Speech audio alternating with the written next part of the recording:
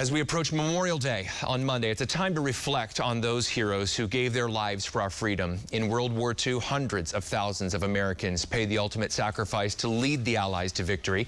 So just in time for Memorial Day, author Craig Nelson is out with a new book called V is for Victory, Franklin Roosevelt's American Revolution and the Triumph of World War II. Good morning.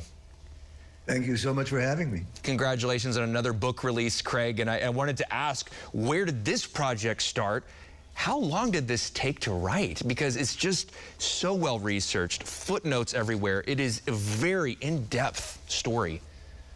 So I've spent 6 years on this book, and I actually wrote part of it while I was terribly sick. I was one of the first people in America to get COVID, and I really was sick. And I was able to survive that and come back with this book. So it's a very triumphant moment for me. You know, the World War II Museum in New Orleans, they estimate out of the 16 million Americans who served, only about 160,000 are left with us. Were they part of the reason why you pushed through COVID, you pushed through all this to get this book done now? I did, because what this book does is it explains how the work of our blue-collar men and women across America, particularly, for example, in the petroleum fields of Oklahoma, were the key to winning World War II, that our secret weapon in beating Adolf Hitler were the men and women of America creating the products that we needed to win that war. And it's remarkable, right? Because I think there's a lot of discussion now about public-private partnerships, like there's something new.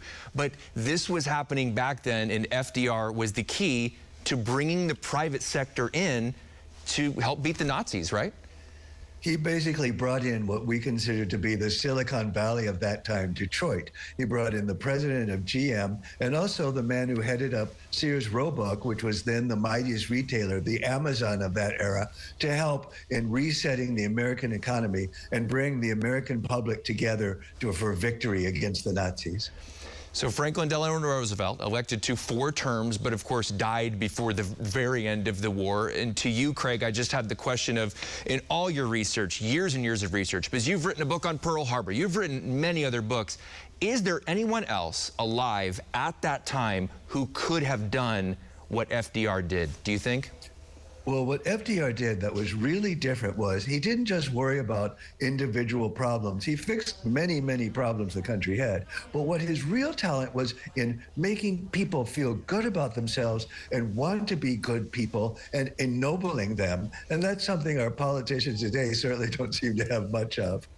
Right, and it seems like he set an example and was so ahead of his time and could see that a conflict was coming before many members in his cabinet did, right? Because he was in between that World War I and World War II, where we didn't want to get into another war in the 30s.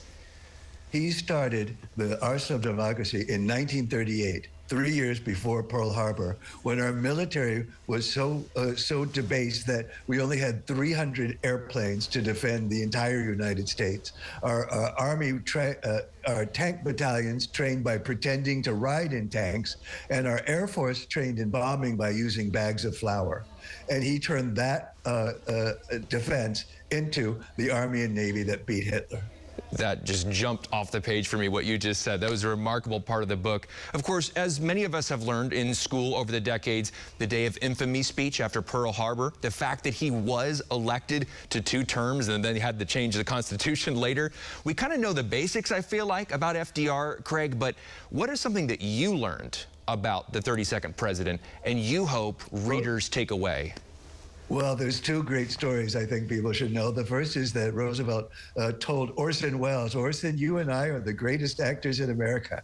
And he had a political persona he wore like a cloak. And to understand it, you can look at someone who imitated him, which was Ronald Reagan. You may remember Ronald Reagan saying, oh, there you go again, and always happy and always chuckling and always in a good mood and always like the guy next door. Well, that was just like Roosevelt, who Reagan admired greatly when he was young. But probably my favorite revelation of this book is the fact that Eleanor Roosevelt did not need Secret Service protection because she always had a gun in her purse and she knew how to use it. Isn't it remarkable? Well, the book, again, is V is for Victory. It is out now.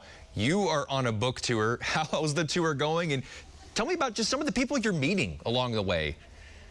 It's really fantastic because I get to do almost everything sitting at home. I get to be on TV, be on the radio, do podcasts, but I am going to the Pentagon and the FDR Library and the New York Historical Society. So that's very exciting.